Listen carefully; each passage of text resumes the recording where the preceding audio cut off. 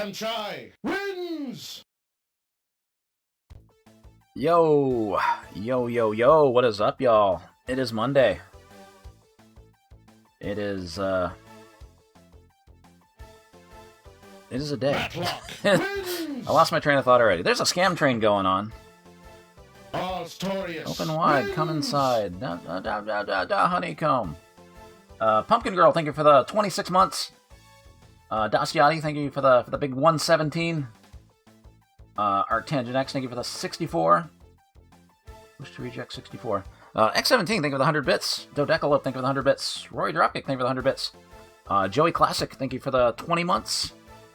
Joe P. Real, thank you for the 100 bits. Rory Dropkick, thank you for gifting a sub. I didn't catch who got it. Thank you for that. Infinite Spark, thank you for the 8 months. 05 Pro, thank you for the 95 months. And X17 with the big 118 during the pre-stream. Not the pre-stream. Before I even started streaming, I had OBS open and I got fucking jump scared by that. Chronos V2, thank you for the 4 months. Yeah, that's the best way to make sure BBH is paying attention. But hit it in the early bird club. Hopefully, I have OBS open, making final tune-ups before I finish the stream. Because we're doing, as usual, we're doing something a little different tonight. We're going to be all over the place. Because last week, we finished 1992. It took a lot of streams. It took a lot of... How many did it take to get through 1992? When did we start? It was like...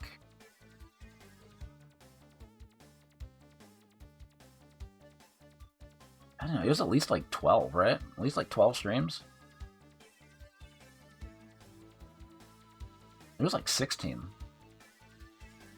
So yeah, that's like 4 months worth. Will 1993 take us long? I don't know. I think the list we're working with is a little shorter, but not by much. Gene wins! Mendon trying to get that Lord BBH tech. Thank you for the 40 months. Nobody wants the Ghost Lord tech. Doc's trying so hard to get people to take the Ghost Lord tech.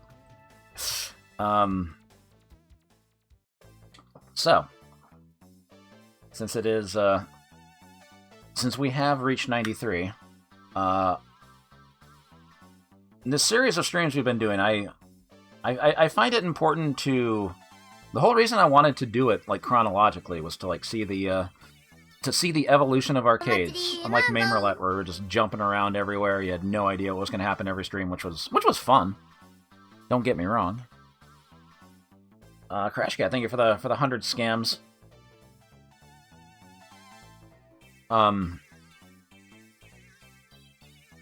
Because I think there's plenty of interesting stories to be told in the evolution of arcades as the games change with the times. Seeing the trends in which the trends that caught on. This is around the time when everybody everybody realizes this whole Street Fighter 2 thing ain't going away. And everybody was working on fighting games. That was, of course, the big thing. There were other things happening though. There were other things happening. So, as usual, we want to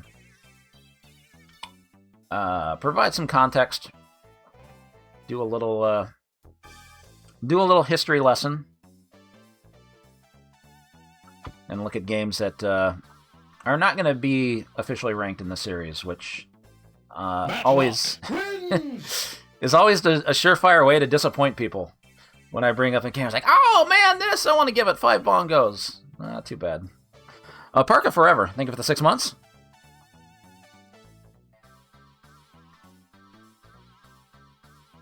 I love to disappoint people. That's my favorite thing to do on Twitch.tv. That's what's kept me going for 10 years. So we're not officially rating any games today. We're not doing any of those voting things. It's just going to be a lots and lots of talking, and then we'll try to get a new 1cc. But I don't know, like I kind of switched gears at like the very at the last minute on what I wanted to do for a new 1cc. We'll talk about that in a second. But if if we do end early, maybe we'll have to beat up on some MARP scores or something. Work that into the Monday stream. We'll be all over the place, but we're definitely getting ahead of ourselves. Anyway. So Craze, thank you for the 100 bits. I didn't miss anybody, did I? No, we're good.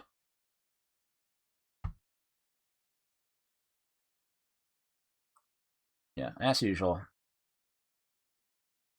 Yeah, too good. I had to.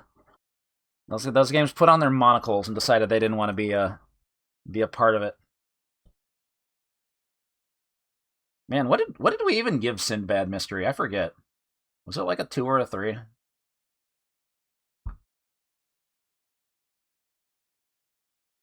Something like that.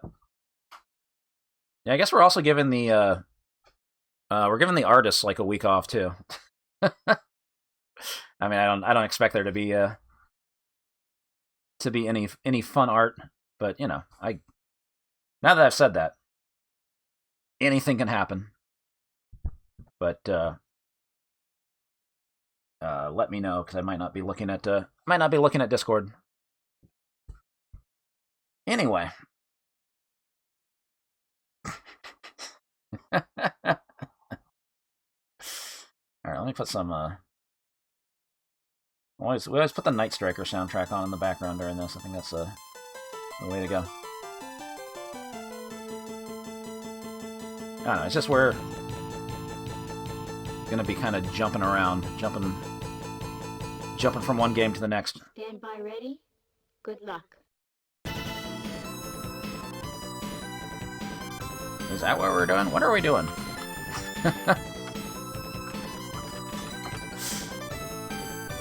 Hold on, let me check something real quick.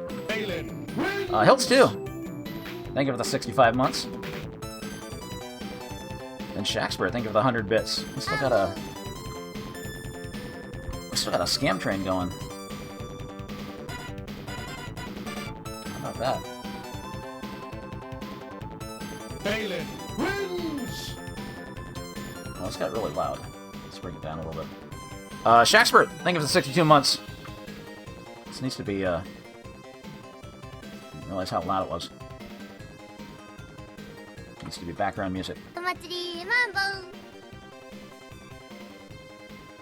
And, Saya-chan, thank you for the 100 bits. Yeah, get FOMO'd. Get FOMO'd, motherfucker. They haven't, like, added new emotes in a while, have they? No, still. Anyway, 1993. We need to... As usual, it always comes back around. The elephant in the room that can never be ignored. Let me make sure I have the slideshow set up right. Man, there we go.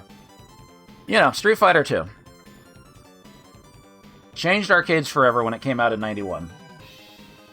Just nobody was ready for what would happen. Just unprecedented earnings for arcades. 92 comes around, they put out Street Fighter 2 Champion Edition, but that also introduced the problem where unscrupulous companies were making bootleg boards, often called Rainbow Edition and Koryu and all those. And that started eating into Capcom's profits. So they had to put out Hyper Fighting at the tail end of 92. Like, I think most people didn't see it until 93, so I think it's technically a 92 game, but it was kind of borderline. But even then, I feel like Hyper Fighting, at least where I lived, didn't really take off. In some places it was pretty popular, but, you know, it felt like people were getting kind of bored with Street Fighter 2. It didn't help that Mortal Kombat came out in 92 and kind of stole some of the audience. And the joke everybody was making was, well, not even a joke. People were just asking, "Where's Street Fighter 3?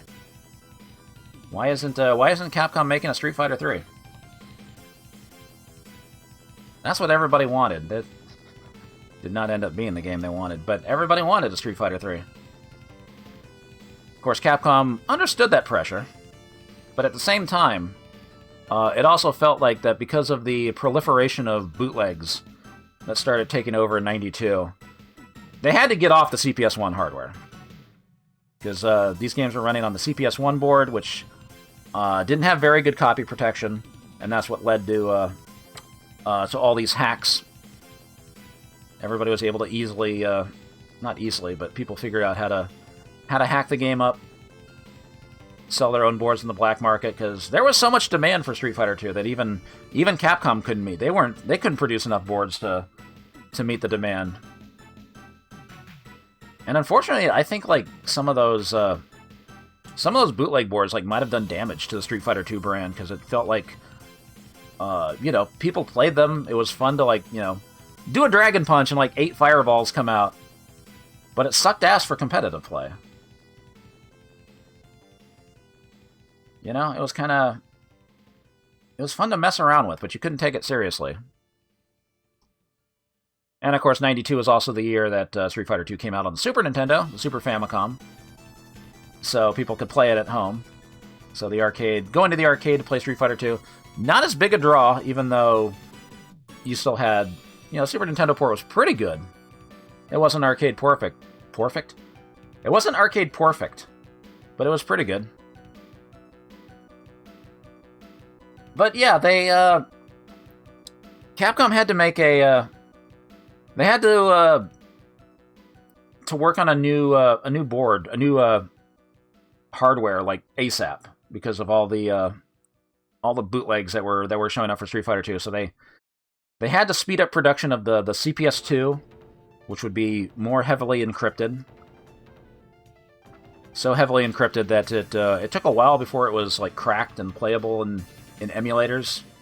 Remember CPS-2 Shock? I do. And it was kind of the flagship game. Yeah. Oh god, this image is too big. It's bleeding in this awful US art. Super Street Fighter 2, the new challengers. We got new characters up in this bitch. We got Fei Long, we got T-Hawk, we got Cammy, we got DJ. 4 new characters never before seen. Here's some better art. Brand new characters making their debut. But of course they're calling it Super Street Fighter 2. It's not a new game. But they redrew everything. They added a new announcer that everybody fucking hated. And they added a bunch of other stuff, 8 different colors. There's a reason for that. Yeah, Street Fighter 2 Turbo was Hyper Fighting. Came out at the end of 92. And so, some hype started getting built up for this. Magazines were hyping it up, Super Street Fighter 2, the new challengers, new characters, new combos, all this stuff. In reading the oral history of Street Fighter 2, there are some anecdotes there from a couple of the Americans that were involved, that were at Capcom USA at the time, that got to help out with Street Fighter 2, like James Goddard and Dave Winstead, I think.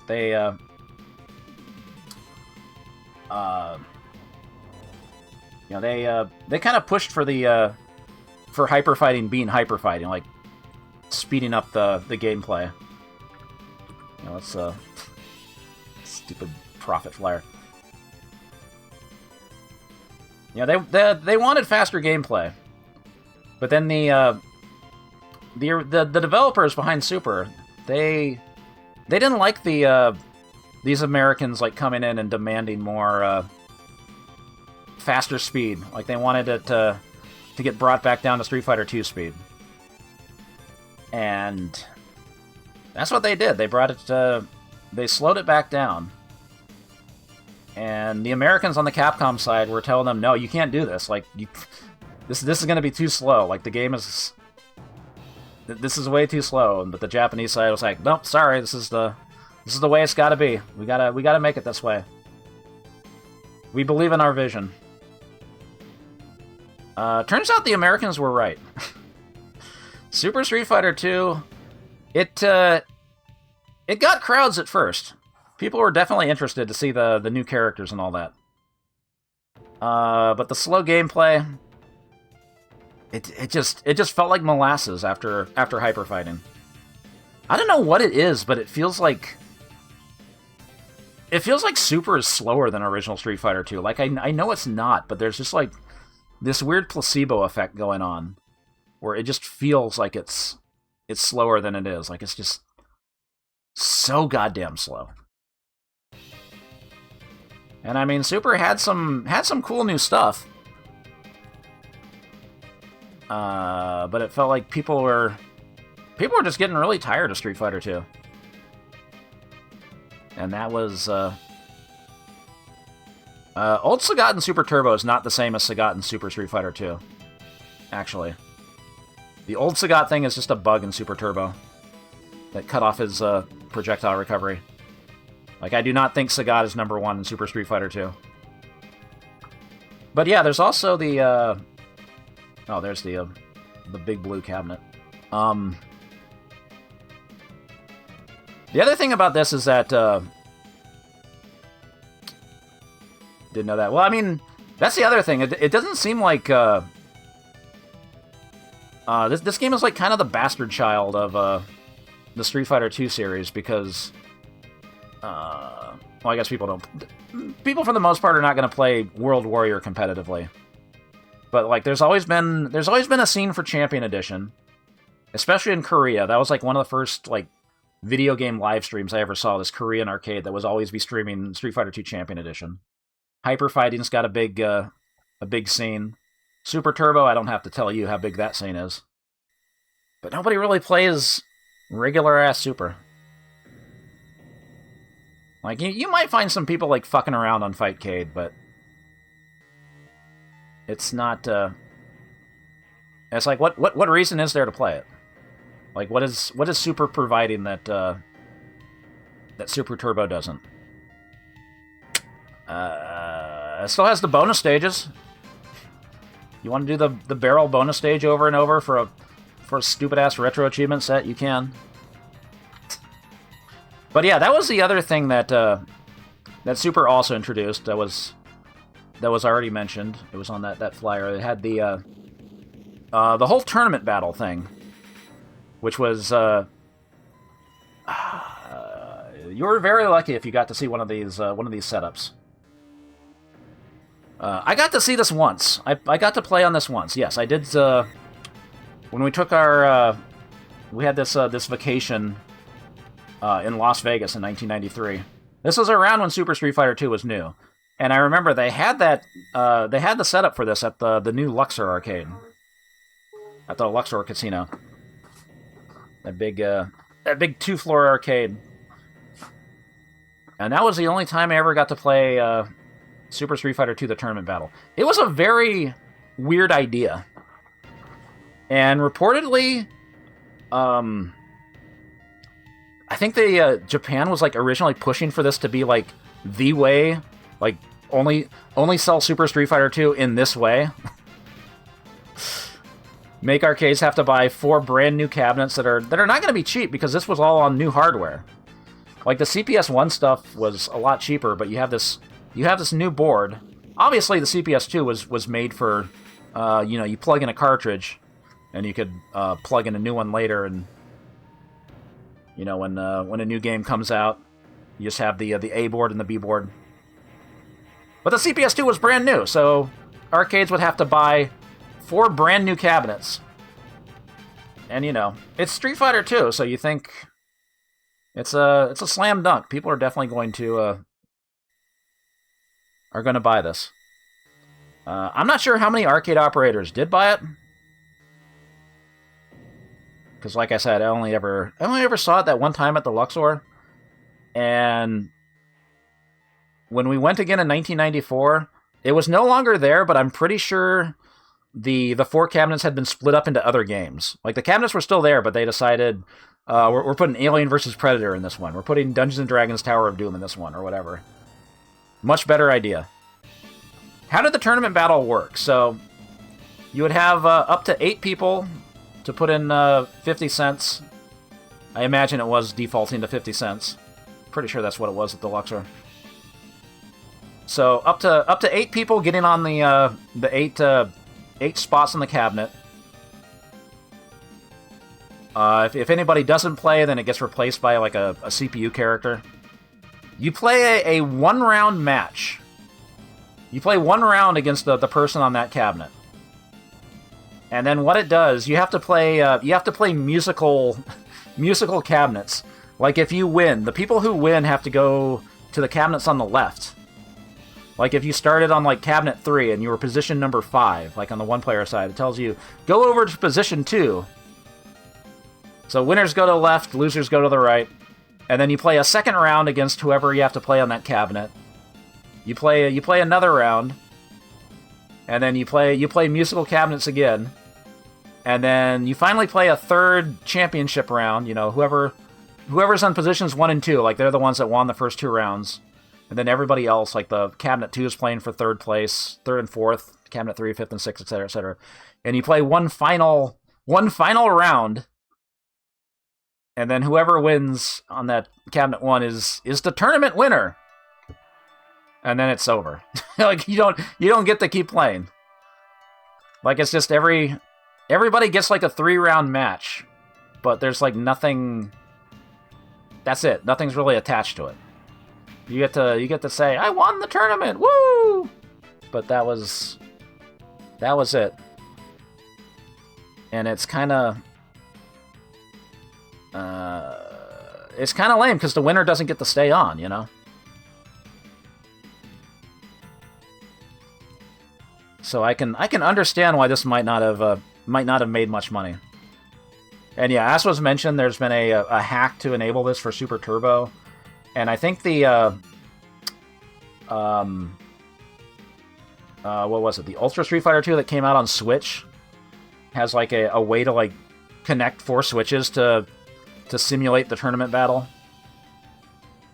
Yeah, give me a tournament with nothing.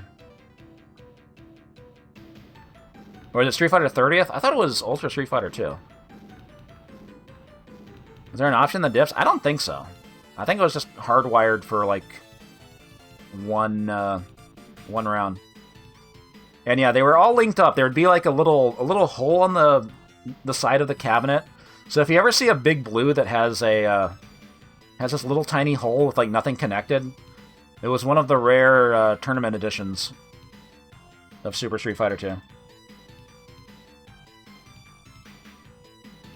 Now that I know that, I've always been keeping my eye out, but haven't found one. Because I mean, Capcom, like, they put a lot of games out in these big blue cabinets. They were sweet cabinets, but they also just kind of sold them as is to put whatever in.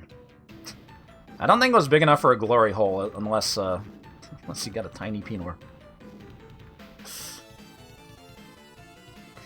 NBA Fast Break link. Yeah, that's pretty fun. They have a link setup of that at Next Level Pinball. Kind of fun to mess around with, but then you don't... it's just a timed mode. I guess if you're not paying to play, it's alright. But yeah, Tournament Super Street Fighter 2. I don't know if there's like any arcades like in existence that still have like a setup of this. Probably not. If anybody's ever like done it for funsies, I imagine some have, but I know there was like some work on it being done for MAME. I think you can do it now. I don't know how to stream that. You have to go like four separate instances. Galloping Ghost doesn't have the room for it.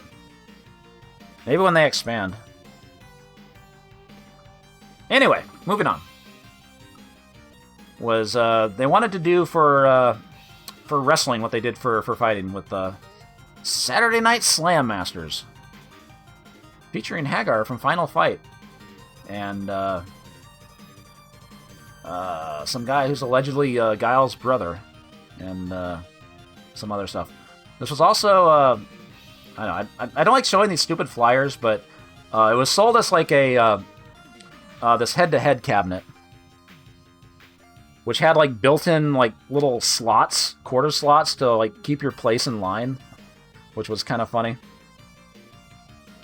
I think Capcom was expecting big things for this. Like they held like a national tournament that I don't really know much about. Like I think GamePro covered it back in the day. It was like a big tournament. I think the winners like got that cabinet or something like that. My local arcade did not get this. I did not really see this game too much in the wild. So I don't think it did as well for Capcom as they would have wanted. It's not a bad game. Like it's as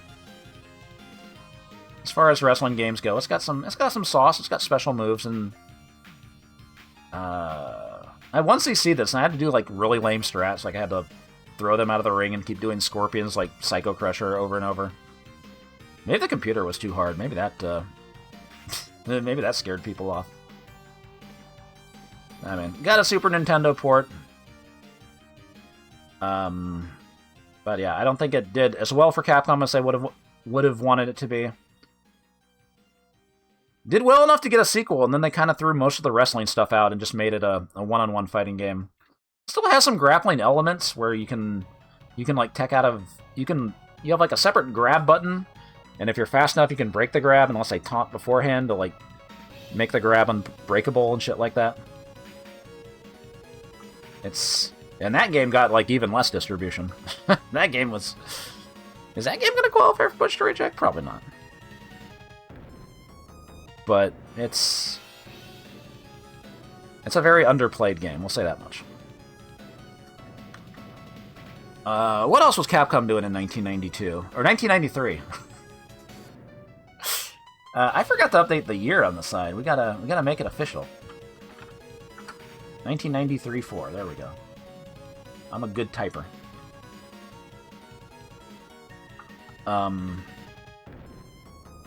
The funny thing is, Capcom had not given up on the CPS-1, even though they were moving to CPS-2. They still released a couple big beat-em-ups in 93, like Cadillacs and Dinosaurs. Maybe it didn't get the most distribution in the US. You might not have seen it, but it's such a it is a very, very popular game, especially online.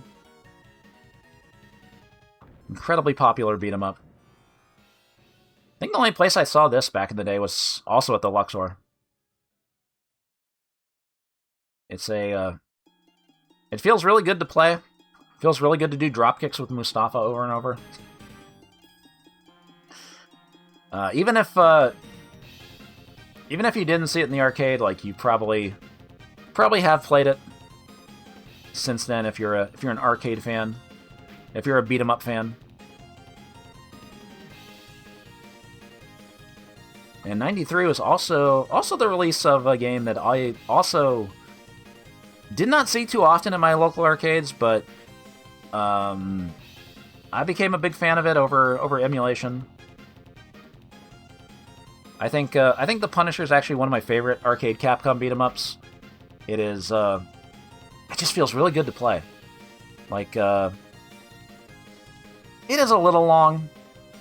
I mean, a lot of Capcom beat 'em ups at the time are like that. They are very like 40, 45 minutes or longer. But I don't know. There's something about the Punisher that just it's just really satisfying to play. Like finishing a combo with the grab and just fucking slamming them down. The whole grenade system, which lets you kind of becomes a risk-reward thing if you want to like save your grenades for later stages. You know, if you want to cheese a boss by just throwing grenades, you can do it. You'll get 3 or 4 back after the next stage. Super fun game, highly recommended. Like I have to tell you to play it. You've probably played it. This is all the popular games. I don't have to tell you shit. Yeah, you get some gunplay. The other weapons are pretty good. Some of the weapons are pretty good. It's just a really fun game. I like it more than the D&D games. I think I like it more than Alien vs. Predator, even though Alien vs. Predator has like a much deeper engine in terms of like what you can do. Canceling moves into each other. And that's 94, though. We're getting ahead of ourselves. We'll talk about that in 94.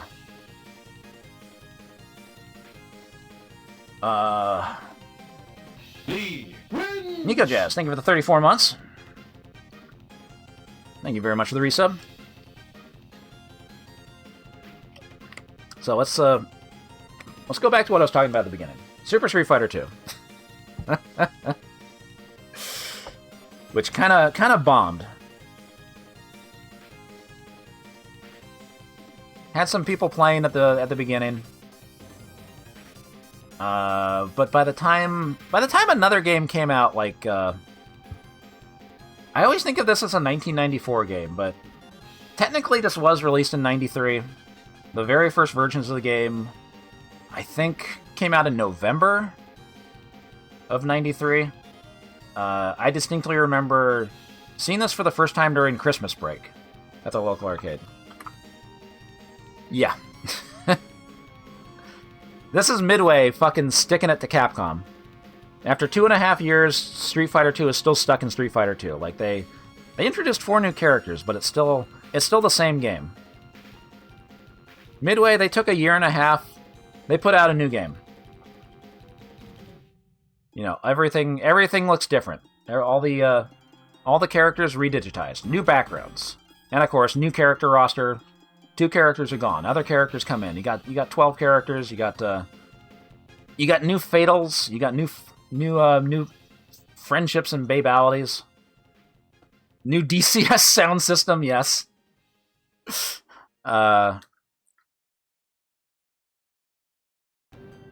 Midway was showing Capcom how to make a brand new game. But like I said, I always think of this more as a 1994 game because, yeah, it came out at the very end of '93, and Midway was always doing this thing where they would not finish their games. They were predicting patch culture. They would put the games out unfinished sometimes, and in the case of the first versions of MK2, they didn't have many fatalities programmed in. I think there were like a total of like 6. Like if you go back, like if you find like an FAQ and try to use the motions for those fatalities in version 1.1 or 1.4, they don't work. They weren't programmed in yet. Like they were just they were trying to get this game out ASAP. Like I guess they saw Super Street Fighter 2 and were like, oh shit, check this shit out. We're gonna take their lunch money. And so they did. And this came like months after the Mortal Monday craze of the MK1 home release. That was September of '93. So Mortal Kombat was on top of I shouldn't say top of the world, but top of the US, top of the English-speaking world. It wasn't as popular in Japan, but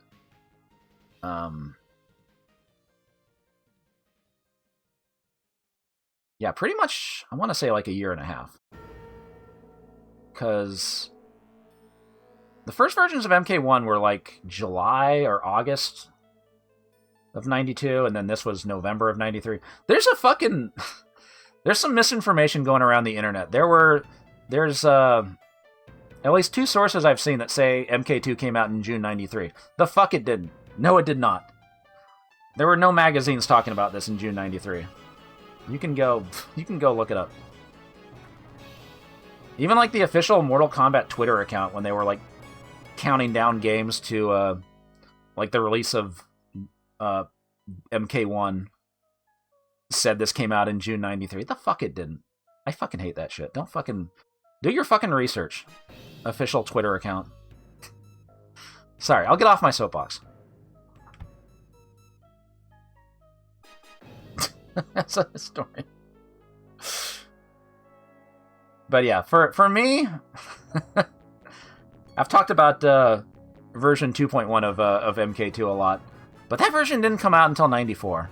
I almost wanted to load this up and do a run of that, but it feels like cheating. Because version 2.1 didn't come out until 94. Fucking love those babality glitches. But yes, MK2 made a shitload of money. Stole all the attention away from Super Street Fighter 2. And yet somehow, it might not even have been the best, not the best, but the highest earning game for Midway in 93. Can you believe this was also the fucking year of NBA Jam? Holy cow. Midway had a hell of a 93. Jesus Christ.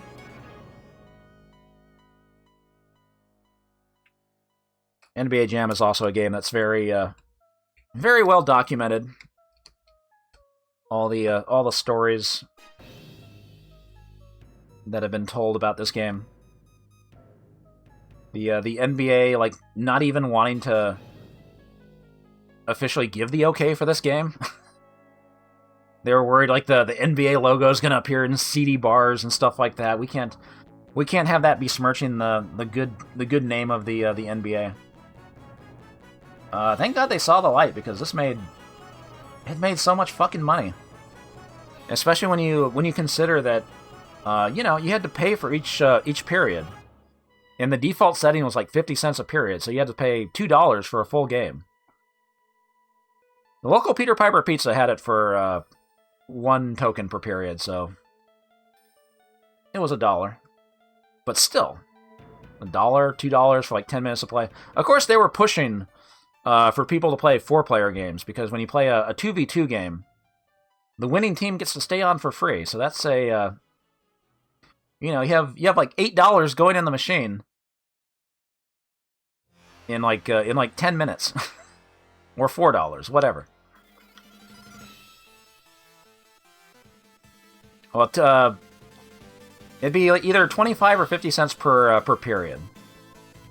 I think that there's like an option to like discount the cost to like there's also options to buy in for like cheaper if you buy the full game at the start, but nobody ever enabled that. It felt like they just kind of left it as is. But anyway, NBA Jam, it got people talking, it got people wanting to play because it looked and sounded amazing. It played awesomely.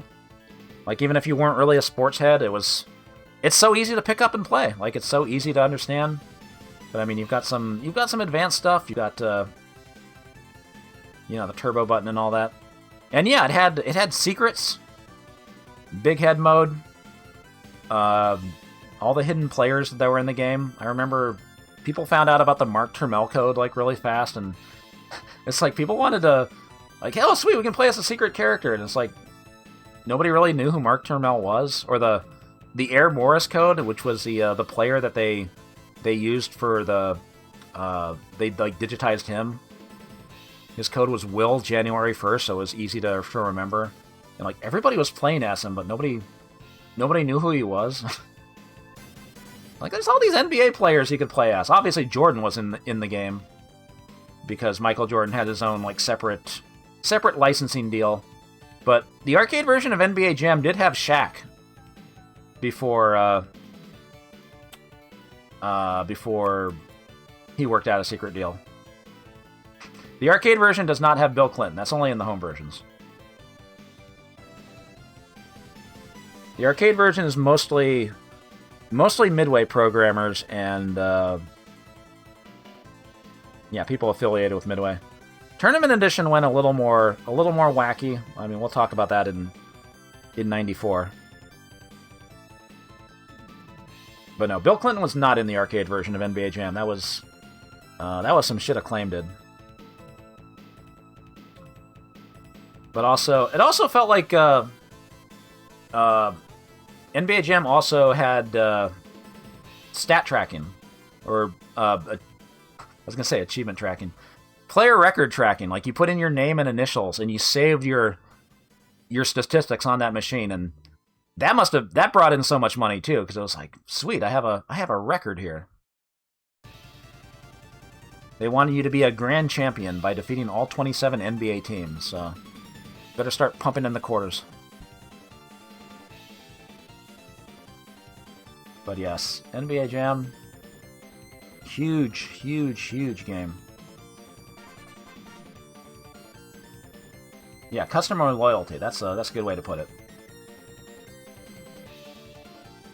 Yeah, Shaq had his own NBA Jam cabinet that he had like shipped around with him when the Magic would like go to different cities. And apparently there are like these custom versions, these custom ROMs that have been burnt to. There's one made for Michael Jordan, one made for Ken Griffey Jr., and there's like a third one, right? Of course, those ROMs haven't been dumped or anything like that, but seems kind of rough to ship a CRT everywhere. He was Shaquille O'Neal. He had fuck you money. He could do it. He could afford it.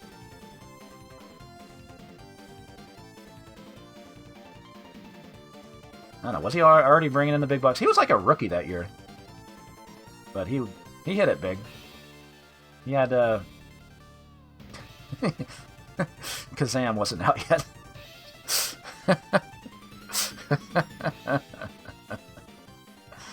No, that was Tournament Edition. We'll talk about that when we get to '94. It's in very early revisions.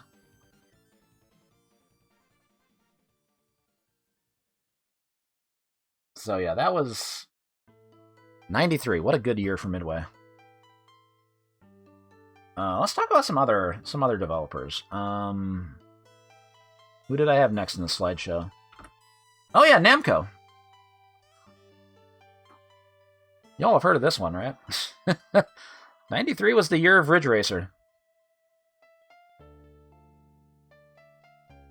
A game that went on to have a very long-lasting series that mostly more well-known for its console exploits, being released at launch for the Sony PlayStation.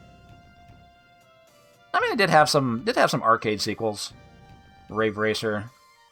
The Ridge Racer 2. I guess there was a Ridge Racer 5 in arcade.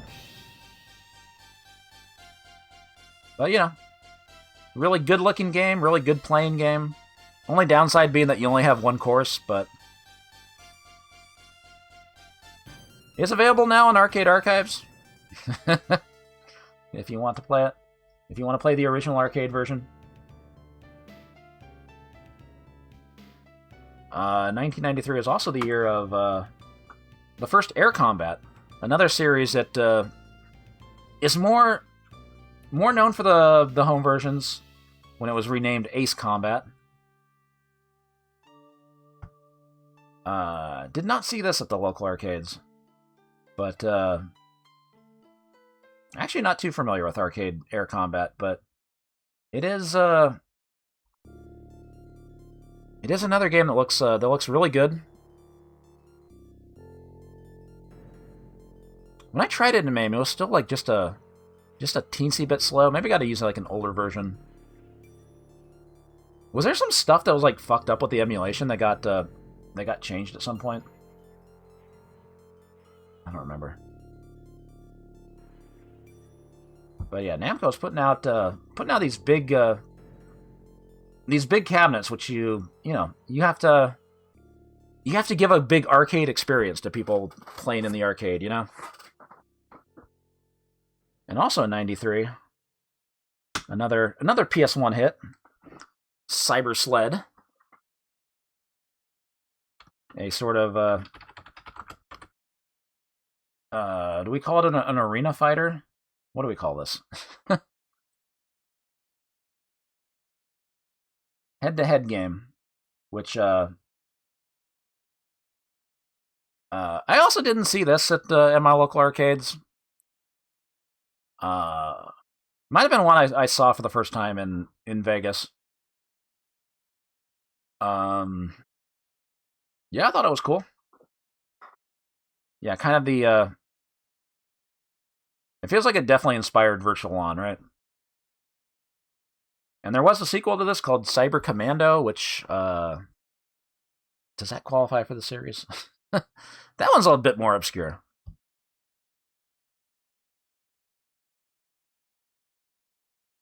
But yeah, it feels like this was a good way to sort of capitalize on the growing head-to-head trend of fighting games, while not traditionally doing like a 2D one-on-one fighting game, like just having being able to drive around in a 3D environment and shoot.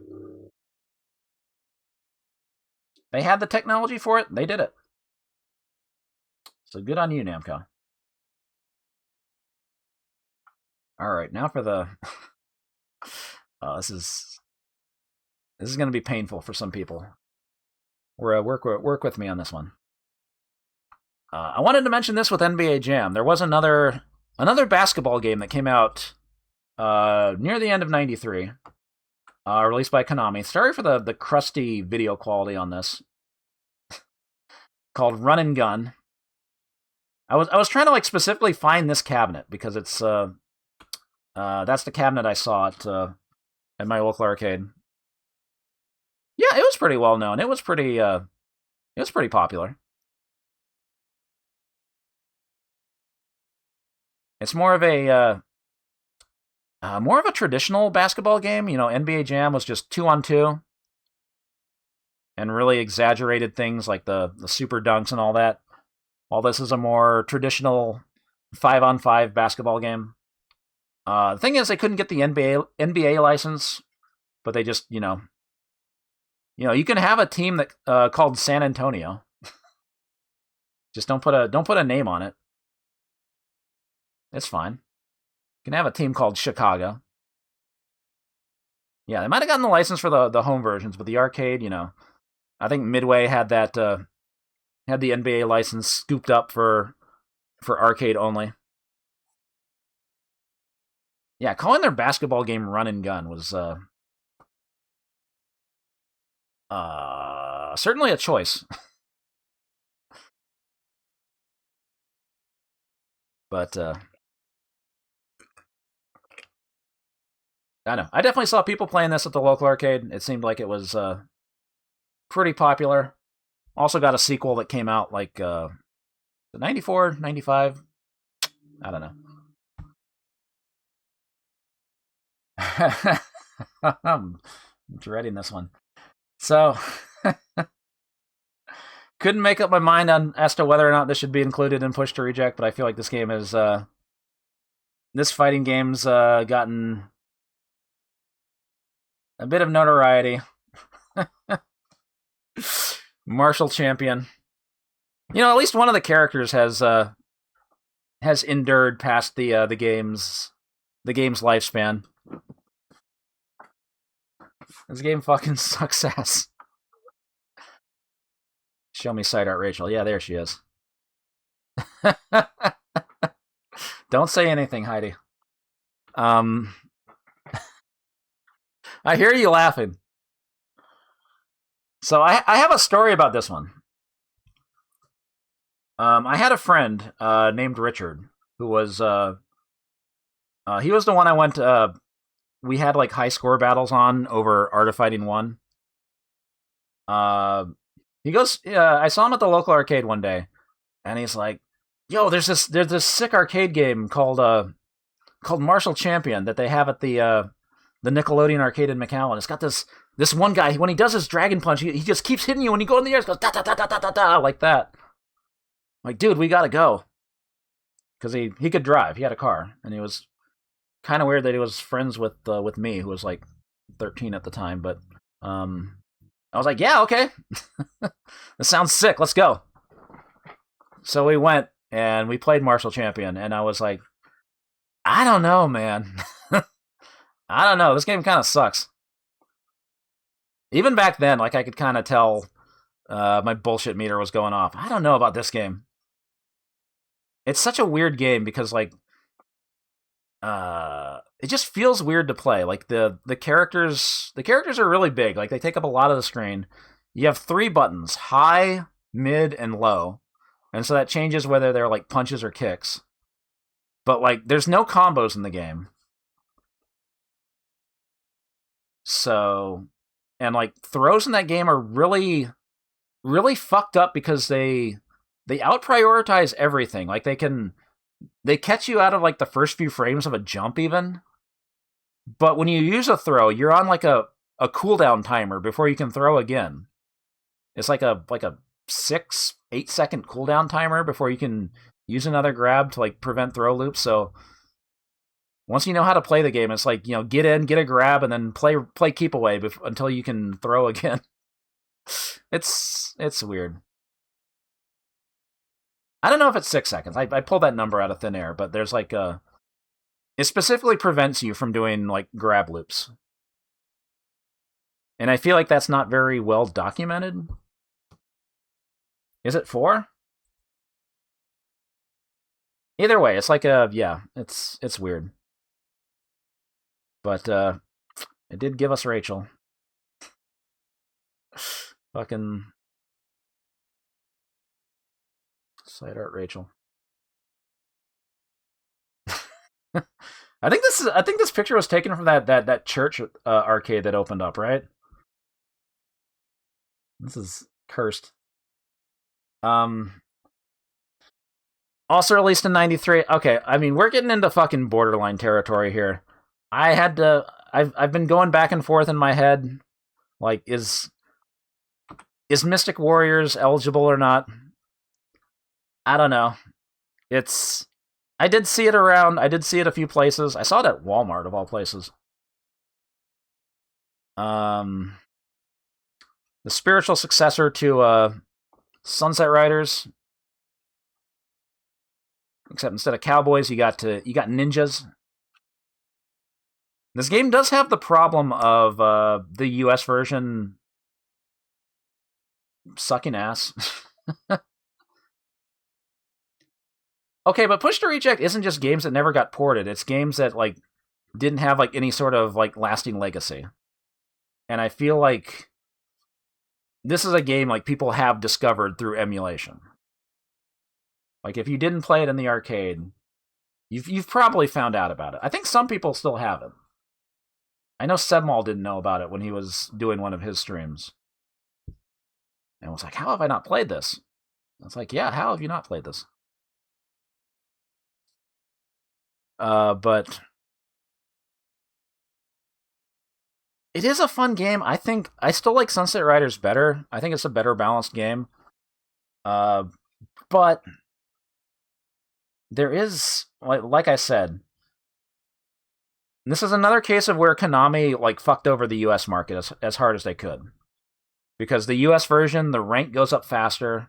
Or not really rank, it's just harder in general. And enemies have way too much health. Like, there's 4 separate versions that have been dumped in MAME. There's US, Asia, Europe, and Japan. I think, like, Japan, the bosses have the least amount of health, then Asia, then Europe, then US, and US also, like, ranks up faster. Like, when you get to that underwater submarine boss, it's just constantly firing missiles that don't happen in the Japanese version. It's definitely one of those games where you want to play the Japanese ROM set, as is usually the case with Konami. Didn't notice. I thought I had this on repeat. Start me back up. I mean, yeah, at least the game has a health bar. It's got that over Sunset Riders. So I do remember seeing this game in a few places. And I did like it, but Good luck. I was never anywhere close to being able to get the 1cc, and that kind of... I don't think my credits ever got past the submarine... Not the submarine, the... Whatever that underwater boss was. I hated that fucking thing. Alright, again, we're gonna... I'm so sorry. Metamorphic Force... Not a, didn't get the most distribution, but it is a, pretty much any arcade beat 'em up. Like, those games always take off in terms of, people discovering them in MAME and being like, top 10 hidden gems you gotta play. Or whatever. I have a story about this one, too. Also at the Luxor Arcade. I remember seeing a group of 4 people playing crowded around the cabinet playing it, and they were being, like, very rowdy. And I just remember walking by and hearing this one guy yelling, "I'm still a wussy! Why am I still a wussy?" Because of the, it's got the whole furry thing. You can, you transform into your beast form and become more powerful. But this is another case where the US version sucks. They instituted, Gauntlet Health. The game is still 1cc'able, if you're very good and very lucky. European version does it too, but actually gives you more health. But then the Japanese version, there's no Gauntlet Health. There's just traditional ass health bars, 2 lives. You're good to go. Japanese version is usually the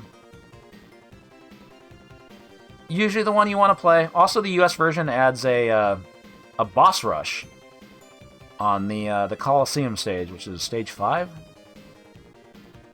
think it's stage 5, right? Stage 4, stage 5? Which isn't present in the other versions. Another thing to take kids' cores.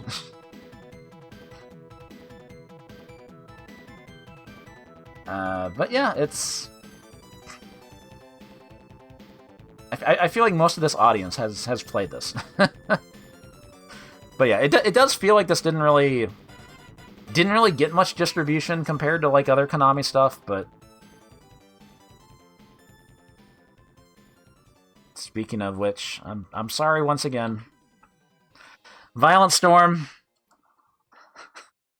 We're going through all the borderline hits. I'm sorry. I never saw this. I remember, like, was it EGM? I think EGM did, like, a page on this. It's so infuriating because 93, like, Konami was actually, like, figuring out, like, how to finally make good beat-em-ups. Like, Violent Storm is basically Konami realizing we need to make our beat-em-ups more like Final Fight. You know, have a player able to grab the enemy when they walk into them. You can't do that in Turtles. You can't do that in X-Men. But yeah, I didn't see this in the arcades either. Didn't get to play it until MAME. But it has definitely built up a fan base. Just through emulation, I would say. This hasn't made it to Arcade Archives yet, has it? I think this is like one of the big Konami ones that hasn't, or has it? Not yet. Okay. Any day now. Any day now, I'm sure. Because it does deserve a good port. It sure does. Okay.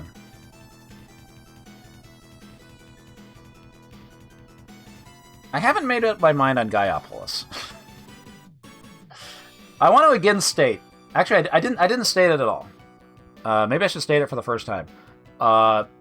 If a game does not appear in this stream, in this rundown of everything that was popular in '93, it doesn't necessarily mean it's gonna. I might change my mind later. Dot level. How's it going, Dot? Thank you for the host. We're not playing games right now. We're talking about games. You like talking about games? I sure do. How's it going? Thank you for the host.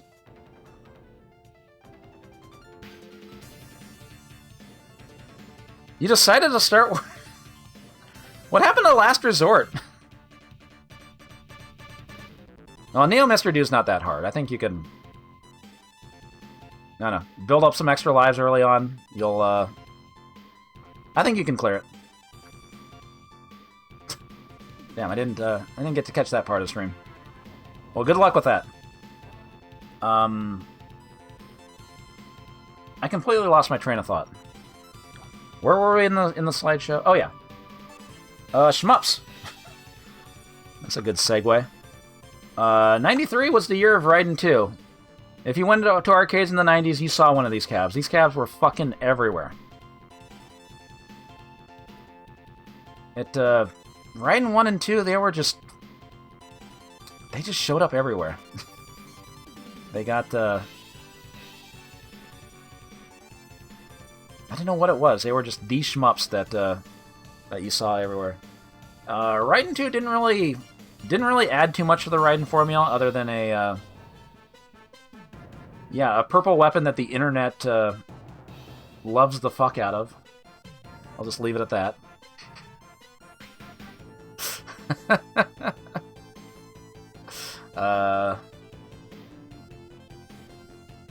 But yeah, it was always a big earner, and I think this was around the time like Saibu was like kind of starting to change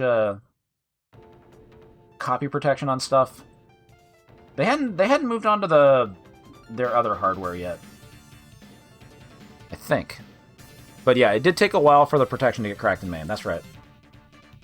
I remember it was like a running joke as to like when it would get cracked, but it's playable now. Raiden 1 and 2 are very difficult games, by the way. They've been on my... God. One day I'll 1cc a Raiden 1 or 2. There's just so much memorization, man. Okay, some other shmups you might not have seen in the arcade, but they kind of built a following in the years to come through emulation. Like Gunlock, aka Rayforce, aka Layer Section, aka how many fucking games did how many names did Taito go through with this fucking game? I don't think it didn't really get much distribution outside Japan. Why would I put this on Push to Reject? It got so many ports. Everybody always brings up the Saturn version. It's the guy from Slam Masters. God damn it. Like I 1cc this for the first time. Like I don't know when. It was a number of months ago. But I've always thought this game was like kind of overrated. I'm not really... It's the combination of slow ship and a straightforward shot that you can't upgrade. Well, you can upgrade it, but you can't get a wider shot or anything like that. It always just felt so very memorization heavy, I guess. I don't know. I have 1cc'd it, so I have the legal right to talk shit now. It's got nice presentation, though. I like how all the levels are like interconnected. That's always cool. 93 was also the end of a legendary shmup company, Toplan. I didn't know if Batsugun should be on here, but you know, it's kind of... It's more known for its special version, which was like kind of shown off at an arcade show.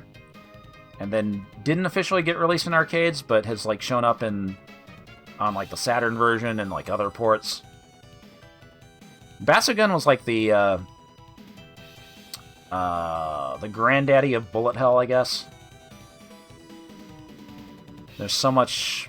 You get to put out so much firepower, and there's so many bullets coming at you. I four-looped Basugun Special like a few months ago for retro achievements. That game is like an hour long. That was a stressful 1cc. But yeah, this was the final game Topeland put out before they went under. They also put out Grindstormer, aka V5, which I don't know if that qualifies for this series. Does it? Maybe. Maybe we'll cover it. I don't know. I got a Genesis port, but nobody really talks about it. Maybe we'll cover it. I don't know. It's in the maybe pile. At the end of the Korean Saga, it won't go over as well as Dogyun will. Also, I have to like actually learn how to play that game. That's been on my list of things to like learn to 1cc. I've always had a long list of games I need to learn how to 1cc, honestly. Probably did not see a cabinet of Sorcerer Striker, aka Maho Daisaksen. This was like the beginning of the was this the beginning of Rising? The Rising shmups? I feel like it deserves mention for that. No, it's kind of borderline. It is the first Rising arcade shmup. That's what I thought. Okay, cool. Yeah, Sorcerer Striker was the English name, but I don't know where it got distributed, because I don't think it really got a U.S. release. Like maybe some part of Europe. I don't know. I think Sorcerer Striker's alright. I'm a noted hater of certain Rising games, but I think this game's alright. I think this and Kingdom Grand Prix are pretty alright. I'm cool with both of those. And also, 93 was the year of In the Hunt by IRM, which is always called Metal Slug with submarines because of the graphic style. Did get a US release. Look, there's a US cabinet. Did not see it back in the day, but it got a PlayStation port. It got a Saturn port too that sucks ass. Don't get me started on that. I think the PlayStation port's better. There's like somebody's like working on the. Didn't somebody claim the PlayStation set for retro achievements? Soon, I'm sure. Took me a long time to learn how to play this game. Took me a long time to learn the 1cc. I just 1cc'd it like a few weeks, or a couple months ago. I was doing that for, Chivos? I think the Okay, I might be talking out of my ass. I think I've been told the PlayStation version is better. The Saturn version, like, changes the go-to weapon. Like, they made the best weapon worse. For some fucking reason. Oh, the claim's gone. Ow. Nuts. Nerds.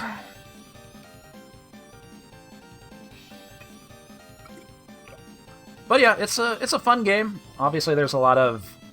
It's funny, because when I saw this game, I thought it was going to be so easy. Because it's like, oh, you move the screen by yourself. It's not like a auto-scrolling shmup. This game's going to be easy. Boy, was I wrong. There is a lot of memorization involved. As is usually the case with shmups. What are you going to do? This is not a shmup, but we have to... I'm sorry, there's an AVGN video about this game. We're not fucking including Ninja Baseball Batman. Even if it was a very, very, very limited US release.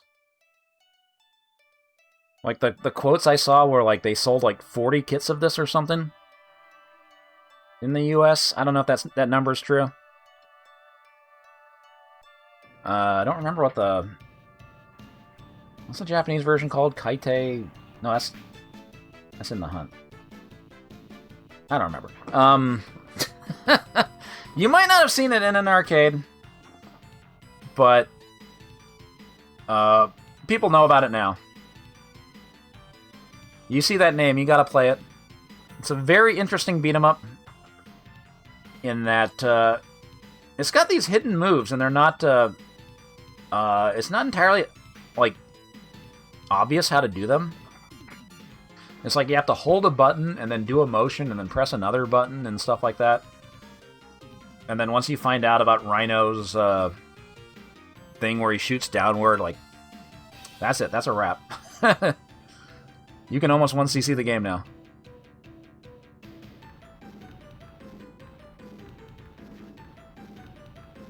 Dream cosplay crew. That'd be sick. How's nobody done that? But yeah, it's a fun 1cc. It is. There's a couple tough bosses, but they give you a couple extra lives. It's fine. But yeah, thank the angry video game nerd for getting the word out about this, I guess. That's why it's not in this series. No, I probably wouldn't have included it anyway, because it always feels like beat-em-ups have like a those like really, really blow up in popularity. And people generally know about beat-em-ups nowadays. Oh yeah, a couple other fighting games I don't think really qualify for the series. We have to bring up that 1993 was the year of Fighter's history. Hey, I took that picture. That's at Next Level Pinball. Sorry it came out bad. I think everybody's familiar with the Capcom's big lawsuit over Fighter's history now, where they straight up sued Data East to like just block the game and say it was, infringing on their copyrights because it was too similar.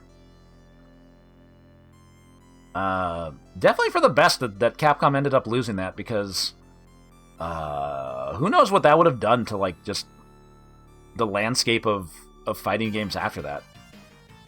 If you try to copyright like just concepts. Yeah, I felt like I should have grabbed those videos of the lawsuit presentation, because those were really good. Calling Fei Long a strong female character. Okay, you didn't play the game. Now, obviously, I'm a fan of Fighter's History Dynamite. The first Fighter's History, again, I don't think was a big hit for Data East. I saw like a couple cabinets of it, and I didn't really see people playing it. Like, I think like by that point, there was a lot of competition in the arcades, and the original Fighter's History is not that good a game. I'm just gonna be blunt. It's very it feels very limited in terms of like what you can do. Like the combo system doesn't really function properly. God, it just feels kind of whack. But Dynamite, ooh, what a glow up. Dynamite's so good. Fighter's History did get a Super Nintendo port, and I think made Clown and Karnov playable, but that didn't come out till '94. Also released in '93. I mean, you might not have seen a Power Instinct cabinet in the wild. It didn't get that much distribution, but it did start an entire series of its own. I think I saw it once. I saw it in... Was it when we were visiting our cousins in California? I like that Aladdin's Castle. Power Instinct, the series famous for old ladies. Famous for old people. It's got dashing, it's got double jumps, it's got crazy movement. Also, it's usually the CPUs in these games are really fucking hard. I have to imagine that might have scared off some people. Reminds you of Metro Melee. It's the same series. That would be why. But yeah, they got a... God, how many games are in this? There's like... Yeah, there's 1, 2, Legends... Groove on Fight is like a side game, and then there's Metro Melee, and then there's another game on Taito Type X2. There's a bunch. Yeah, and I got some home ports. 93 was also the year of... not a fighting game. We haven't talked about too many racing games, but... World Rally. This game got copied a lot. Also, I like this. This is in a special criminal investigation cabinet. That's just how prevalent these kits were.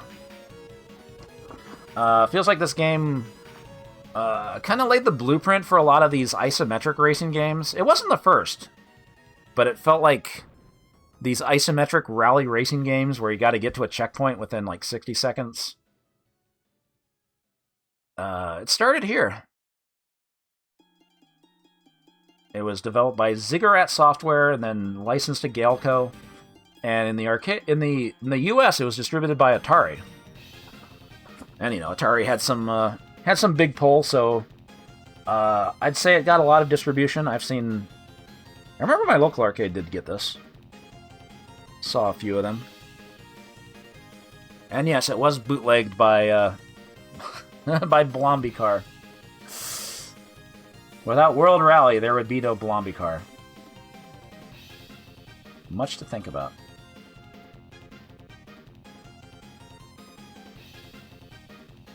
Okay, where am I at this? I'm just trying to figure... Okay.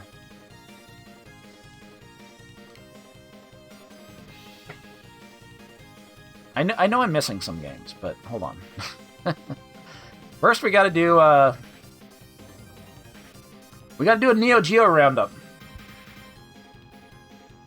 I gotta talk about all the Neo Geo games released in '93 because I did do an entire series of Neo Geo games called Neo Rank Masters, but I want to talk about them very briefly. The first game being Sengoku 2, but here's the interesting thing about the Neo Geo in 1993. In 1990 through 1992, there were a lot of Neo Geo games being released, because this is the... those early years, SNK was trying to figure out like what to do with the... How do you market a console and an arcade system at the same time? How do you make games that are going to appeal to both markets? And they put out like a shitload of games. You know, shmups, beat-em-ups, sports games, side-scrollers. And then Street Fighter 2 came out, and they're like, oh shit. We're getting on the fighting game craze. But first of all, there was Sengoku 2, which was... Maybe Buns Bronco. Yeah, that's the layout on a Neo Geo cabinet. They're colored in that order. Sengoku 2, much better sequel than the first game, or much better game than the first game. Because I feel like the first Sengoku is like way too memorization intensive. This game is still has a lot of shit you gotta have to memorize, but at least in this game you always have a sword. Sengoku 1, you like pick up a power-up, you have a sword for like 15 seconds, and then it goes away, and you're back to fighting with your fists, and it feels fucking terrible, and it feels really sloppy. Sengoku 2 feels way better. It did not get much distribution, like, outside Japan. They might have gotten some European distribution. I don't know if this even, like, really got a full US release. I've never seen a Sengoku 2, like, in the wild. Yeah, thank you, Japan Master 3. I'm gonna talk about all those. Give me a second, please.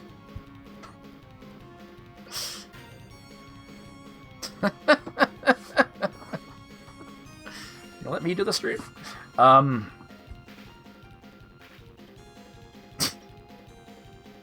Is what? Yeah, it feels like it's. I just never got to play this on a. Still haven't gotten to play this on an actual cab. It got an AES release, of course. But yeah, 90. Oh, also there was a 3-count bout. SNK's only attempt to get into the wrestling game market. This game, I've 1cc'd this game. I do not recommend trying to 1cc this game without autofire. Of course, autofire kind of trivializes it a bit. It feels like it's a game that's not really well documented in terms of how to play it. It's got this bar that goes back and forth. Like when you land hits, it builds up momentum and makes it easier to land moves. For the longest time, I did not know what the fuck to do in this game, but I have 1cc'd this. This has been 1cc'd and 1cc BBH. Does not seem like a popular 1cc. Is it better than Final Blow? Final Blow is a boxing game.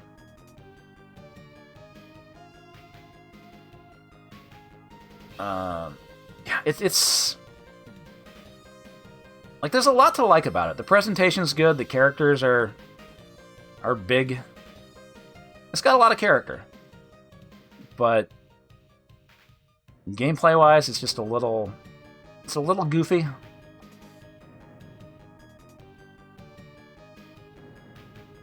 Hold on. Here we go. Yeah, follows to pin. It's got a separate pin button. But yeah, I was stoked when I got that 1cc. Like the intro video. This game does do something that kind of pisses me off. The demo cycle is way too long. Like if it's in a multi-slot cabinet, it takes up so much fucking time because it goes through the how to play thing, then the title screen, then the high scores, and then it's showing the like 5 of the 10 characters like moves and stuff. It takes so fucking long. Fucking demo hog. Anyway, 93 was also the year of the first World Heroes sequel. A much more civilized game than the first one. They added 6 more characters for a total of 14, which was that was a lot at the time. A whopping 14 characters. It's uses the same control scheme where you tap the button for a light attack, you hold it for a heavy attack. Has some weird new mechanics, like if you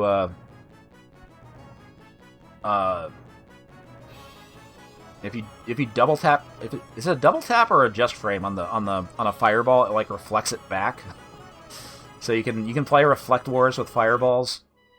It's got throw reversals, which the computer fucking abuses like crazy. It's people really hate the final boss in this game. He's a cheap motherfucker. He fucking reverses like every grab.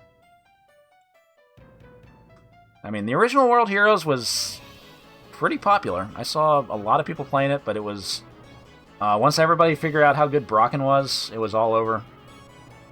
You kill somebody in like 3 seconds with Brocken. This game still has problems. It's got some the combo problems are not as obvious. Not as obvious as mash the button. So there's like at least doesn't have the same redizzy problems as the original game. It still has that's the other thing. It still has the death matches, but they changed how it works. And it's a system that I don't think has been done in like any other... I shouldn't say any other, but... I can't think of another fighting game that does this. When you do a deathmatch mode, there's a tug-of-war going on with the life bar. And when you land hits, like, it starts to bring it over to the other side, and the opponent can, like, hit you to bring it back over. And then once it runs out, they get knocked down, and then they have to, like, mash to, like, get back up like it's a wrestling game. And they'll get, like, a certain amount of health back, so... It's just this weird tug-of-war thing. They did not reuse that for any of the sequels. But it was an interesting experiment, I guess. It's very, very weird. Does it? That might only be the home version, then.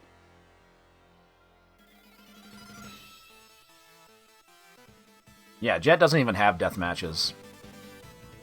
No, that's World Heroes Perfect. J-Max doesn't even say shit in this game. I don't think he said that until Jet. But yeah, World Heroes 2, it was a definite step up from the original. Pretty good game. But the big Neo Geo game of '93. The big one. The one that really established SNK as a force to be reckoned with in the fighting game market. Samurai Showdown. It was the first time I saw like actual token lines for this at the local arcade. Like, they ended up getting a second cabinet. This game was fucking popping when they got it.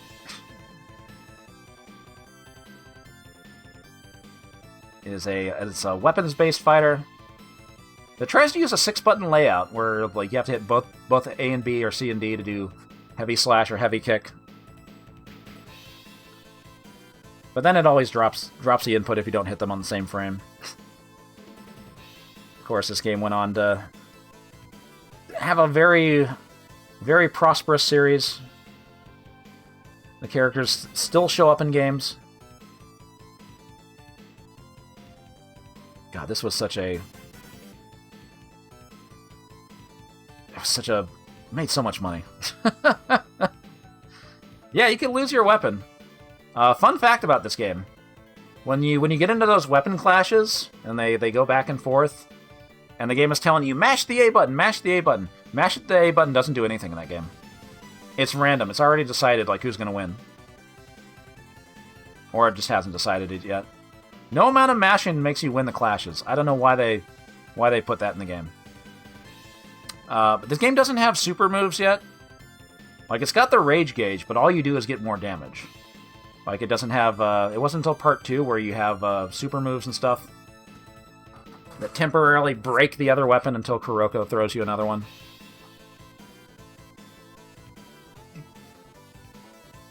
But yeah, it's... incredible looking game, incredible sounding game. Great cast of characters. 12 characters? That's a good amount of characters. Fighting game rosters kept going up and up. And then, also at the end of '93, of course, Fatal Fury gets its third game. Except they didn't call it Fatal Fury 3, they called it Fatal Fury Special. As it was not a new game, but actually a kind of a upgrade from 2. As they took the original 8 characters, brought in the 4 bosses that were playable in 2 to make them playable in 2. Billy Kane, Axel Hawk, Lawrence Blood, Wolfgang Krauser, and then also brought in Duck King, Kung Fu Roo, and Geese Howard from the first Fatal Fury, for a total of 15 characters. And there's a hidden 16th character if you're really, really good at the game. But he wasn't playable in the MVS version. He's playable in the AES version with a code. But who is he? Shh, it's a secret. So what this game did, it added combos. I can't state enough that Fatal Fury 2 did not have combos. you hit somebody and hit stun, and then they're just invincible. Like, you can't follow it up with more attacks. So the game just kind of becomes a weird poke fest. You're just kind of hitting everybody with your like highest damaging moves. Fatal Fury Special added an actual combo system, for better or for worse. Because sometimes there's some really obnoxious combos that can be done. Easy dizzy combos. Although every character in that game has like a different stun threshold. Small characters get stunned faster, etc., etc. But either way, the combos feel really good to do. They are some of the funnest combos to do. No, it didn't have ring outs. That was real about Fatal Fury. Yeah, Kim and his... Yeah, Joe has walk jab combos. Kim kind of has them too. Kim is fucking busted in this game. It's all because of his dive kick. Because jumps are really floaty in this game, so having a move that just cuts off your jump really changes like how to space everything. Anyway, my local arcade did get this, but I feel like it didn't really get played that much. Nowhere near as much as Samurai Showdown, that's for sure. But it was big in Japan. Still has a following. There's a big following for this at the famous Mikado arcade. They regularly run tournaments. They run like a big yearly tournament every summer. Usually during Evo weekend for some reason. So this game it has a following. There's a big group of people that still play it, which is really cool to see. And the last thing that got released in '93 on the Neo Geo, actually the first game by Data East on the Neo Geo. They signed on as a third-party developer and made a side-scrolling platformer called Spin Master, also known as Miracle Adventure in Japan, because Data East was addicted to naming their games as many different things as possible. It's a fun little side-scroller. Not really too much to it. It's got like different weapons you can pick up. These are the same characters from a Genesis game called Dashing Desperados. Dashin, not Dashing. Did this game get around? My local arcade got it. I've seen a few of them in multi-slot cabs over the years. Maybe not the biggest amount of distribution compared to how much distribution fighting games were getting back then, but I'd say it got around. And yeah, it's a decent little game. It's a fun 1cc. It's pretty easy to pick up.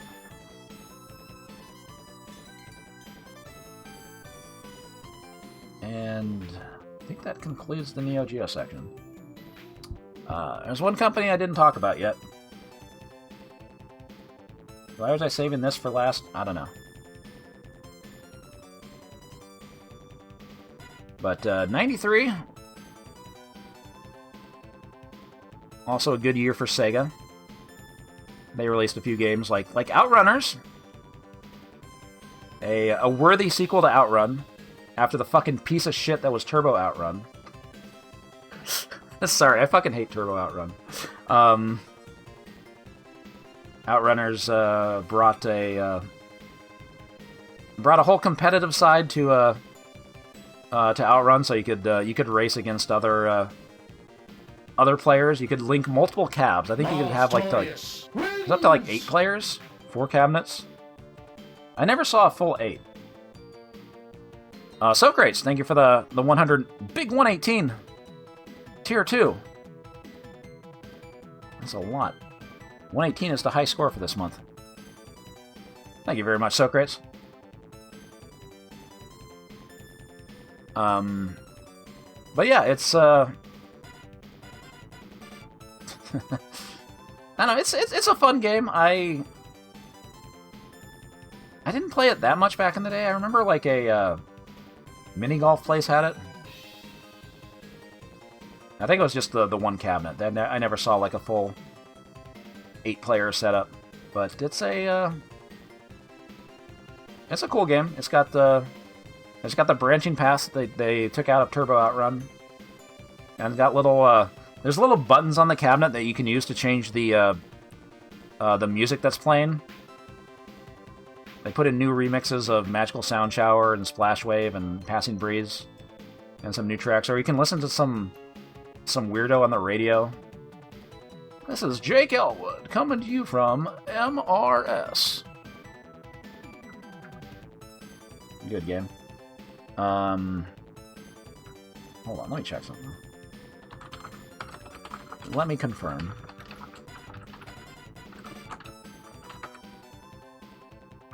Yeah, also released in '93.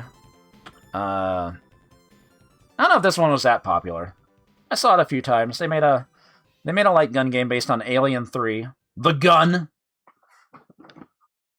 The Gun. Yeah, Outrunners, the cars have different stats, yeah. Very loosely based on the movie, not really. It's got aliens in it, but there's like there's this weird plot going on that has like, I don't know. I kind of feel like this game is 1cc'able, but I don't like playing it on a mouse.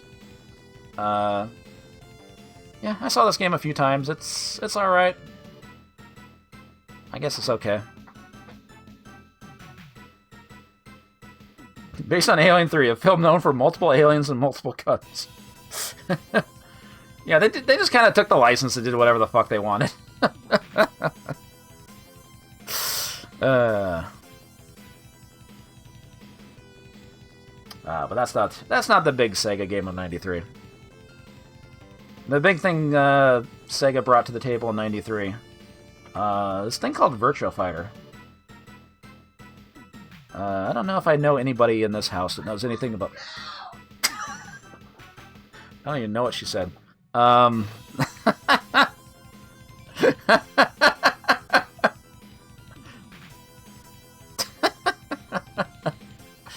don't know what the fuck just happened.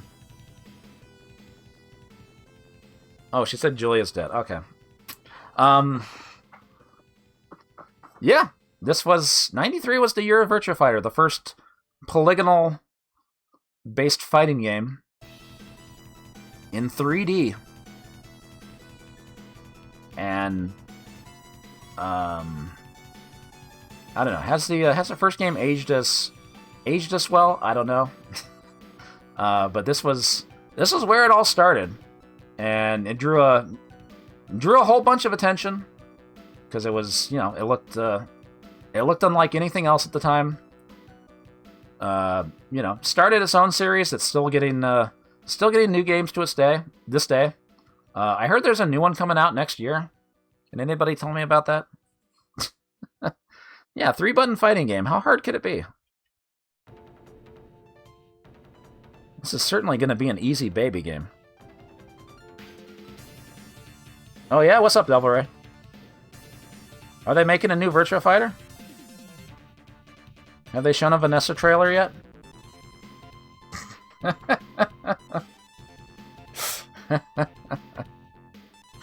But yeah, it got all sorts of ports. It got a there's a new Virtua Fighter coming out. Hey, how about that? One of the flagship titles for the Saturn in '94, and the Saturn at launch was that launch version was not up to par of arcade, and that led to Virtua Fighter Remix and all that, and of course, you know, whole bunch of sequels, whole bunch of games.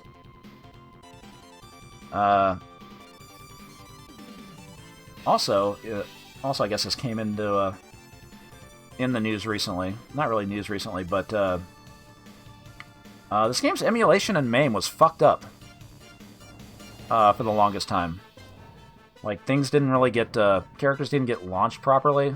They would just kind of fall and shit like that, so it's been It's been pretty much impossible to play the actual arcade version in emulation. It's on like the Sega Astro City Mini, but for traditional emulators, it's always been... Can't really fuck with the arcade version. You gotta play one of the ports. So, as such, I had not properly 1cc'd this. So now it's time. How do you like... That's why I saved this for last. Work it into the new 1cc for the week. Because I didn't want to count it.